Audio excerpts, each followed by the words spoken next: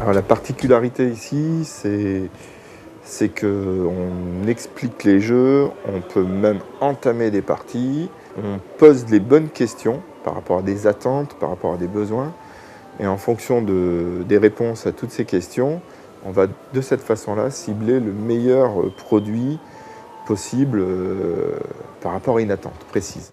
Et reconnaissance tactile, c'est assez marrant. L'idée, c'est qu'il y a plein d'éléments en bois qui sont tous en double exemplaire. On va placer un exemplaire de chaque sur une table. Tous les autres sont dans la boîte. Et surtout, ce qui est particulier, c'est qu'on peut essayer énormément de jeux. On va dire 70% de tous les jeux exposés en Il animation. va falloir toujours attraper un objet, mais pas n'importe lequel. D'accord? Alors, je vais Une bonne partie des jeux ont des règles faciles à assimiler. Et c'est parti. Oh, joli. Bravo. L'intérêt, c'est de pouvoir amener des non-joueurs au jeu.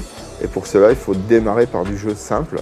Simple au niveau des règles, mais par contre, au niveau ludique, très intéressant, même au niveau réflexion, avec des possibilités énormes. Et non. Ah si! Allez, Fanto, ouais.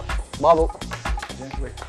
Même pour les jeux pour enfants, on essaye quand même de cibler des jeux malins ou qui vont apporter quelque chose de pédagogique, mais sous-jacent. C'est-à-dire que l'enfant ne va pas se rendre compte qu'il apprend énormément de choses. Dans les critères de choix pour un jeu, évidemment, il y a l'âge, il y a la durée de la partie, et puis il y a le volume du matériel. Il y a des gens qui ne veulent pas s'encombrer avec du gros matériel qui nécessite une mise en place importante, puis il y a le prix.